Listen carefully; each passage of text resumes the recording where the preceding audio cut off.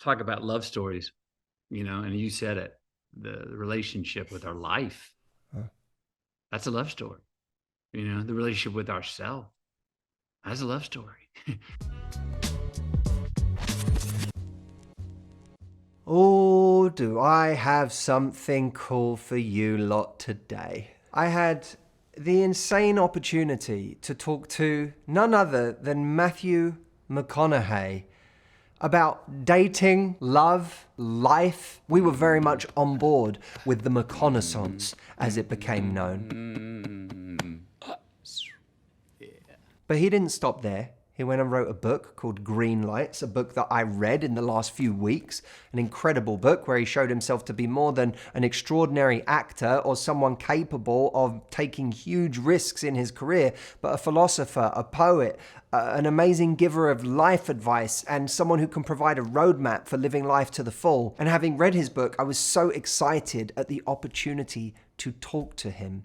And it happened. I got the chance to speak with the man. And whatever you do, watch till the end of this, because there is something happening that you need to know about, and we talk about it at the end of this video. I'm so excited. I can't wait for you to see this. I present to you Matthew McConaughey. Matthew! Matthew, how you doing?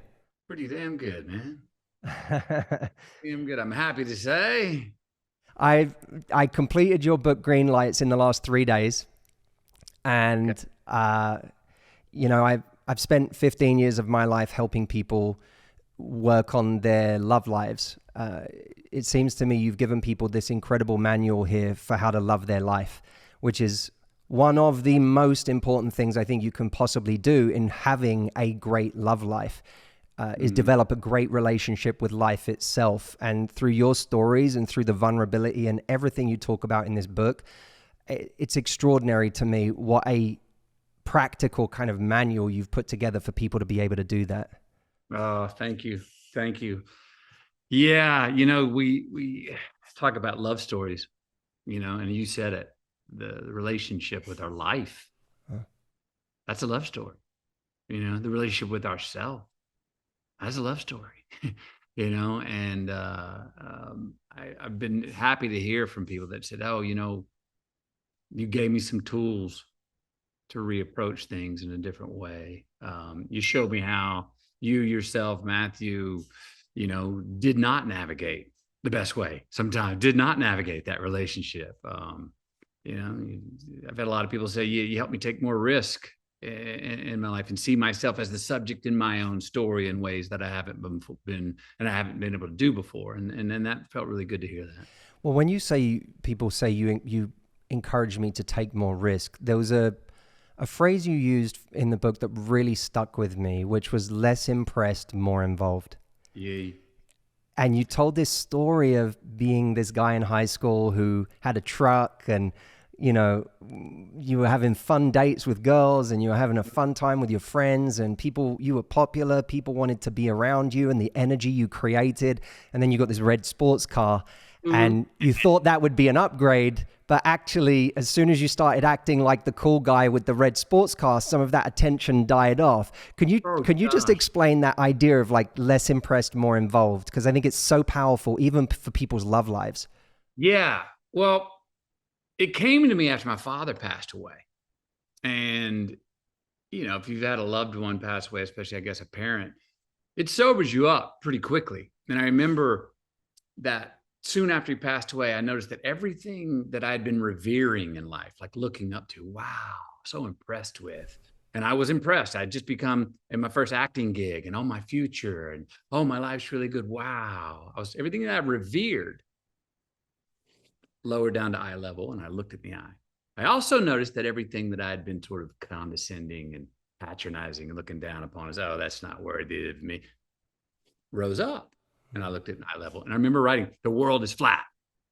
Something about that gave me courage to go, oh, well, what are we doing? Let's go more boldly forward. Be less impressed and more involved. In my acting career, I had to be less impressed, and I still to this day, with success. I got to be less impressed with the things that I've got. Be respectful, very respectful. But if I'm overly impressed to be talking with you right now, I won't be able to be present with you right now. Because I'll be like, I've got you on a pedestal. We do it in relationships all the time. Our mate, we hold them up there as Wonder Woman or Superman. And it's not fair, not only to them, it's not fair to us because no one can live up to it. But we're so impressed we can't be involved or be all honest or authentic in it. This was a time in my life where life was going good in high school. I was rolling. I decided I'm going to get this candy red sports car with T-tops. And I was like, just an upgrade, as you said. It was not an upgrade. It wasn't me.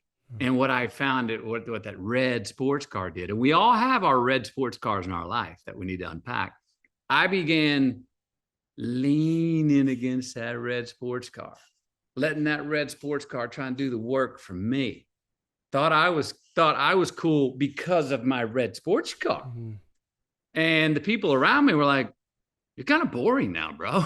You're relying on this damn car you're leaning against. And you used to be the fun guy, man. We used to go in your truck mudding after school. You had the speaker in the front of the truck where you'd jack with everybody in the morning in the parking lot. Now you're just leaning against the sports car. I became the guy at the party who leans against the wall and smoking cigarettes to look cool instead of the guy who goes and gets on the dance floor and actually has a good time.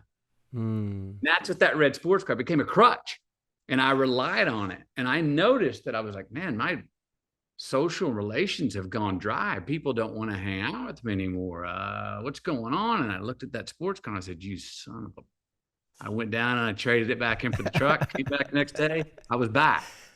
But I was impressed with this red sports car. I was impressed. I got another story in the book about when you can ask yourself if you want to before you do. It's that story about when I got my jeans pressed for the first time. I had a housekeeper for the very first time, and she pressed my jeans.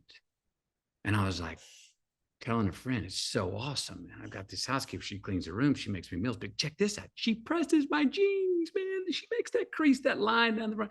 And my friend was like, well, that's cool if you want your jeans pressed. And I was like, I never thought of that before.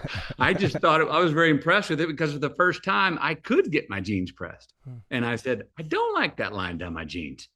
And I should quit doing quit pressing my jeans from then on. So there's certain things that we're impressed with because we can get them or because society says, oh, that's the cool way to go. The red sports car makes you cooler, or the jeans pressed is something more chic to get because you can get it. That we got to kind of ask ourselves, wait a minute.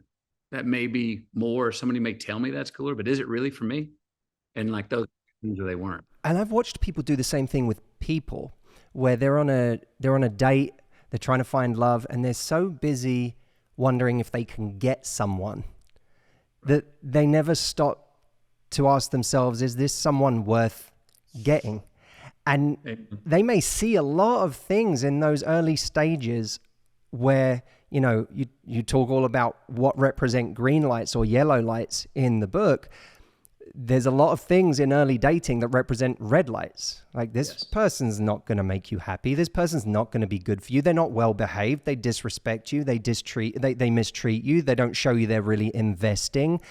And we pursue them anyway because instead of seeing a red light that, oh, this should be telling me to go in a different direction, we see it as a green light to try harder. How do you recognize the red lights in situations like that and then have the confidence to act on them? Why do you think we ignore those red lights when we see them? Look, and not only in love, but we have relationships where we get in them and it doesn't quite live up, but we think we can coach them up. We think we can kind of mold them. We're giving ourselves credit. Well, I can change this person. And usually there's some things you can, but usually those red lights and those yellow lights in relationships are like, hey, if there's any time that the person that I'm interested in is showing their best behavior, it's now. All right. If anybody's overselling who they are, it's now. It's not going to usually get better. If anything, it's going to drop down to more of a realistic place where you're going to go, oh, I saw the signs early and now they're just even more illuminated. But we want to be accepted. We want approval. We want to get their approval. We feel like as I said, that we can maybe mold them in, that maybe we should even sacrifice something of who we are. Maybe I shouldn't be upset with that trait of that person. Maybe that's on me. Okay, that's a good thought. We got to compromise as well in relationships, but the ones that go against, and that word authentic is thrown around, but it's a good word. The ones that go against, we got to have a more bottom line. What we can put up with and what we can't. We're not gonna find, I don't think, love in someone that's just like us. Hell, that's boring. But if we're gonna find someone that, you know what, more bottom line, we're in sync in what we stand for, what we stand against, what we can put up with, what we won't put up with, how we respect ourselves and how we can respect each other. But after that, if something crosses those lines, they're usually not coming back. That's a good sign to go, you know what? Probably not for me. Thank you for showing your true colors, by the way, because in that oversell thing, we've all done it. And I know I've done it. Oversold myself early, and I painted myself in a corner because I couldn't live up to it later on. You know what I mean? And we've all been there where that person, like, what happened to the honeymoon phase, man? Oh, you were bullshitting back then. Oh, okay. Uh-oh. Well, now you let me know that this isn't for me. But those early signs, if you meet on a moral bottom line, I think they're worth discussing and worth saying, hey, can we update that a little bit? Can we shine the car on that a little bit? Can we amend that behavior a little bit? Because it may not bother you, but it really bothers me. And it bothers me more than you actually enjoy it, you know? That's real confidence, is being able to do that, right? Because that's where you're actually, in a way, you're testing whether it's a yellow light or a red light. Because if it's a red light and you have that conversation, it doesn't improve. But if it's a yellow light and you have that conversation, it can turn into a green light because you go, oh, progress. Amen. One of the big reasons we ignore those red lights is, I think, this scarcity mindset we have that something better isn't coming. And a part of the book that really spoke to me was the time in your life where you were wildly successful doing rom-coms. You wanted to do a different kind of acting. You felt like you needed to, there was more work for you to do internally to self-actualize in your abilities there. But it represented this huge risk that you were going to have to, as you put it, say yes by saying no. And you went through this whole period of time where you were saying no to things and you didn't know if something better was going to come, but you had that leap of faith. I feel like that's true in every part of our lives. We have to be willing to say no to the wrong things now for the right thing to come. What gives you the courage to do that when so many people just grab at the shiny thing because they're like, I don't know where the next great thing is going to come from. And if I say no to this, maybe I'll be punished for it by life and nothing good will ever come. That's part of the art of living there, isn't it? I mean, because on the flip side, we miss out on things and we look back and we go, why didn't I take the chance? Why didn't I follow through? But then I think of equal value is, and I would say probably even maybe more so when it comes to affairs of the heart and love, is going and believing that time is on our side. But we have a clock. I have a friend who had his life planned, very successful guy. I'm gonna go through 20s, a graduate, I get a job. Early 30s, I'm gonna meet the woman for me. I'm gonna be married at 35. I want to have kids at 36. So he was racing and pressing to get in relationships because he was coming upon 30. And then he was in there 30, 31, 32, and he hadn't met the one. So he was pressing, trying to force relationships to work because that was going to fit his timeline. And all of a sudden at 35, none of those had worked out. And this was the time he was supposed to already be married and start having kids. 36, it hadn't worked out. 40, it hadn't worked out. 50, it hadn't worked out. Now, if you want to go back and deconstruct going backwards, I would argue he had a better chance if he would have tried to force things to work to meet that timeline when he was in his late 20s and early 30s, and actually been patient and believed a little more in himself and gone, you know what? I need to really check and measure if this person's right for me or not, instead of trying to force my hand or trying to turn them in or trying to make them work for me. Because it seemed to me from the outside as his friend, that's not a good match. And now he's looking up at 50 going, what the hell happened? Well, now do I get patient? I'm behind the eight ball. I missed my timeline, you know. But to believe time's on our side at those times. Look, I'll say this. I met Camilla. She the right woman for me? Yes. Was it also the right time for me? I believe so. Sometimes we may meet the right person, but it's not the right time for us to receive their love.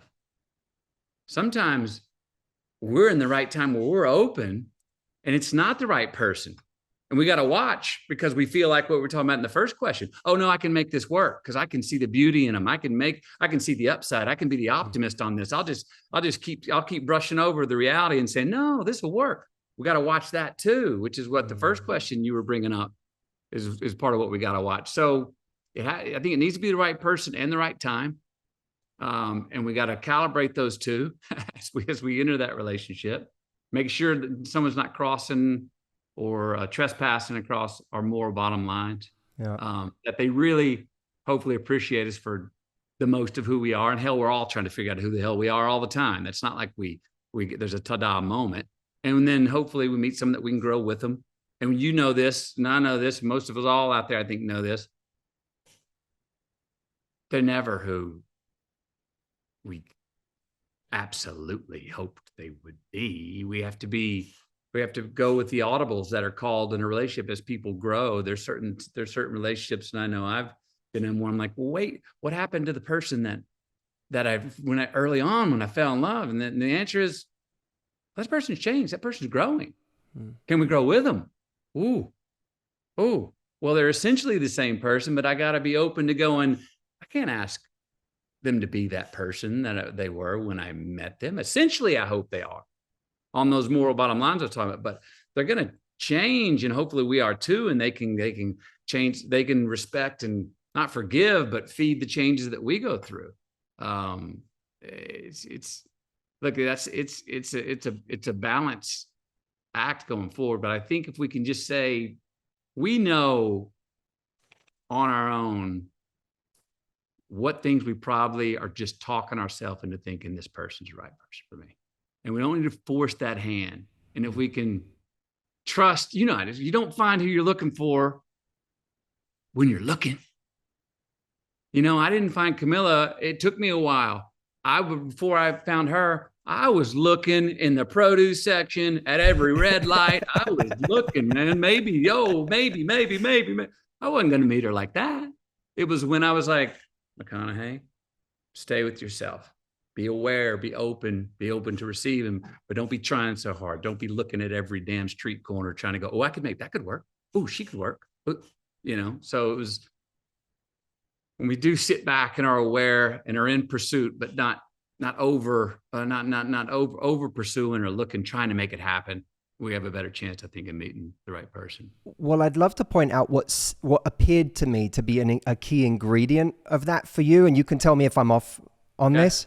But you talked about a dream you had where you saw lots of children, and it was a big deal for you to be a father before you even, you hadn't met your person, but you knew, I want to be a dad. And that, because I deal with a lot of women, and that is a major stressor for so many of them, is that I want to have a family. I want to have kids. And a woman has a different clock than a biological clock than a man. 100%. And so there's this, people need to develop. I agree with you, that idea of see time is on my side. But one of the things that helps us put time back on our side is creating peace with what is or what might be. And you use this beautiful phrase that I love, which is being relative with the inevitable. Yep.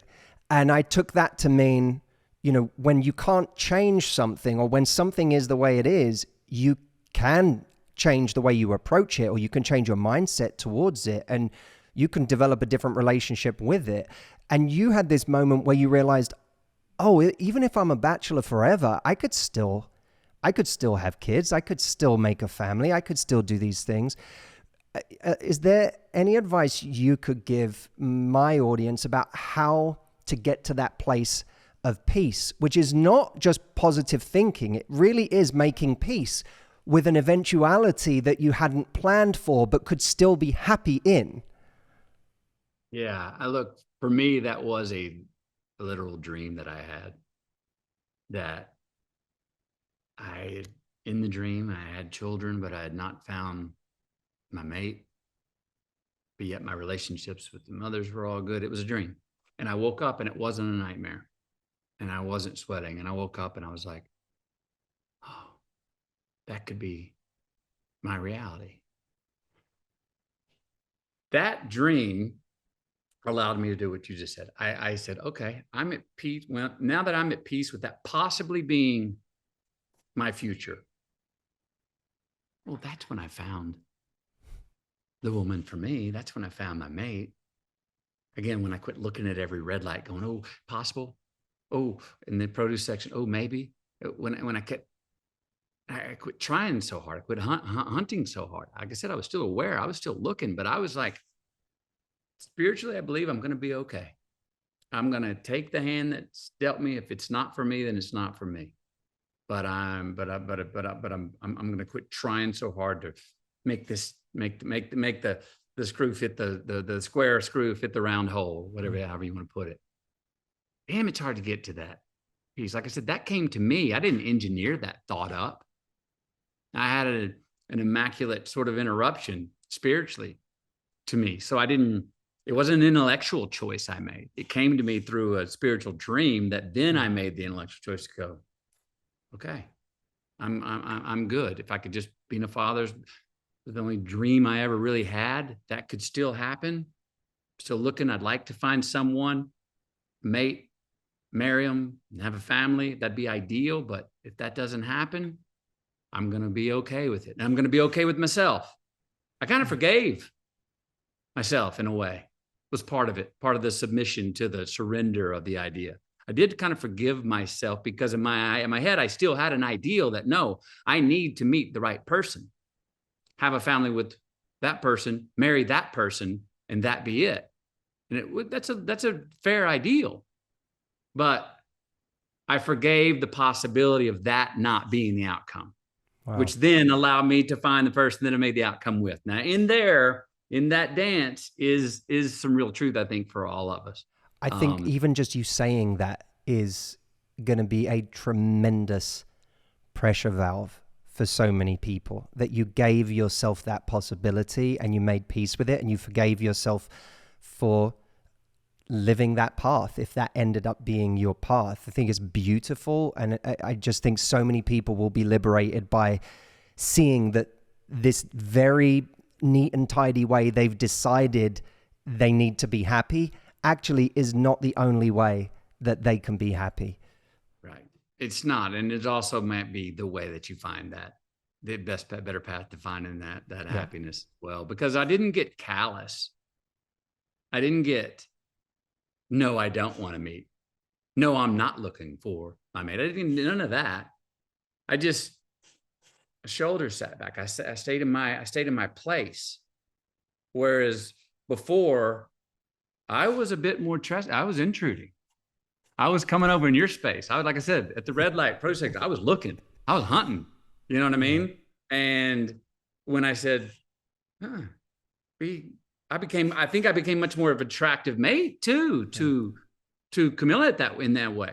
I don't think she would have taken me on if I would have been, that night when I met her, if I'd have been, she would probably been like, slow your roll, buddy, back off, And I don't think I would have been as attractive to her. Yeah. So yeah, maybe just forgive your own ideal that there's only one way. And when you do accept that it could be another one, and will I deal with the hand that I'm dealt there and the hand that I play? You might play the winning hand and you have a better chance of actually meeting the one that gets you what you want. What I love about the way you talk is that you create these little recipes that help people actually create green lights in their life. It's when I heard you first say less impressed, more involved, one of the first questions I asked myself was, what can I do? Like, how do I get, because that's exactly I believe in my bones that's the way to an extraordinary life, is to drop the ego, drop the identity I created for myself that becomes a prison of its own, and to keep moving and keep growing and keep expanding. And the question I asked myself was, okay, how do I do that? How do I become less impressed, more involved? And I texted our mutual friend, Dean Graciosi, and I was like, Dean, this book's unbelievable. Like, this is a whole different way of looking at how to create a better life for yourself. And he said to me, imagine having practical ways of actually applying that. And then he told me about something you have going on that got me insanely excited. And I'd love to hear it from you, because I'm absolutely gonna make sure I'm there, because I want to hear everything you have to say. But for everyone else's purposes, I'd love for you to tell us a little more about what you have. Yeah. So I hadn't done this before. On the 24th of April, it's Monday at 9 a.m. Pacific time, for free.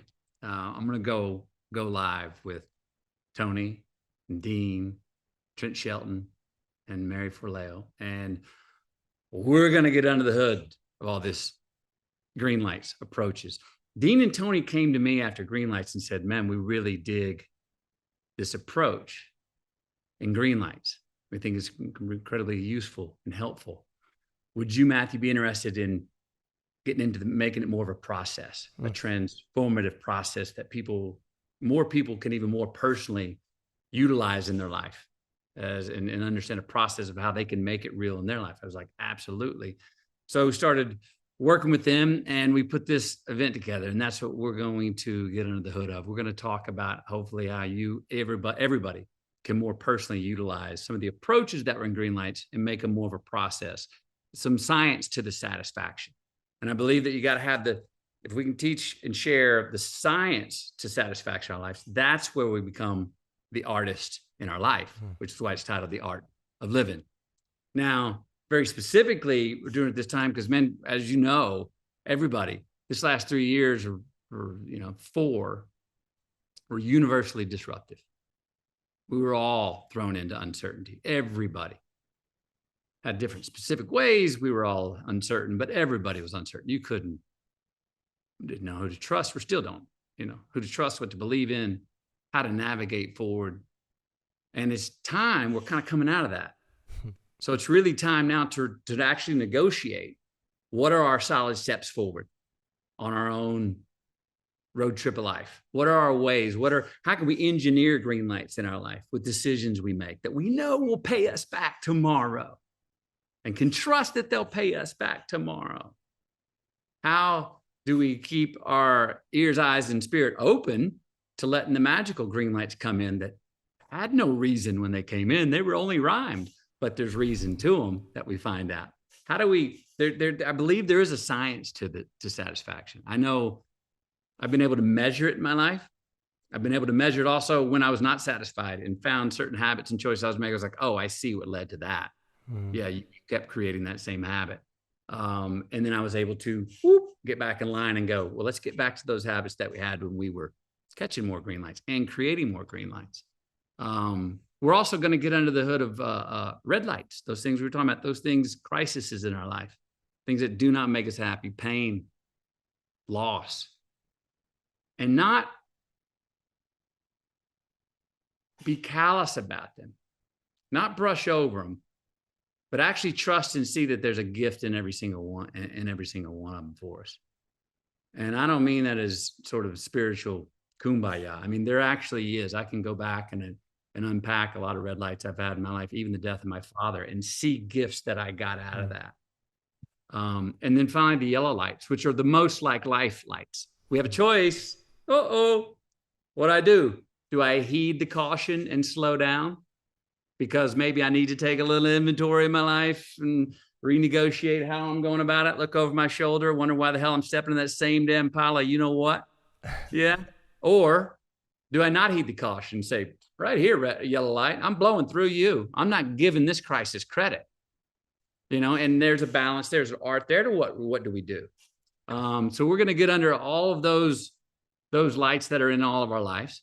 And that's why the cover of my book is all green lights, because ultimately the yellows and the reds do turn green, and there are green light gifts within them. And we're going to unpack that and do our best to make it practical for you to go, oh, I see how I can apply that in my life. I see things I can do, choices I can make to have more success, joy, balance, the quality, value in my life. We're going to unpack what those things are and how to get them. And that's what we're going to be doing for 4 hours on April the 24th, 9 a.m. for free. And I hope everyone comes joins us. I had never done it before.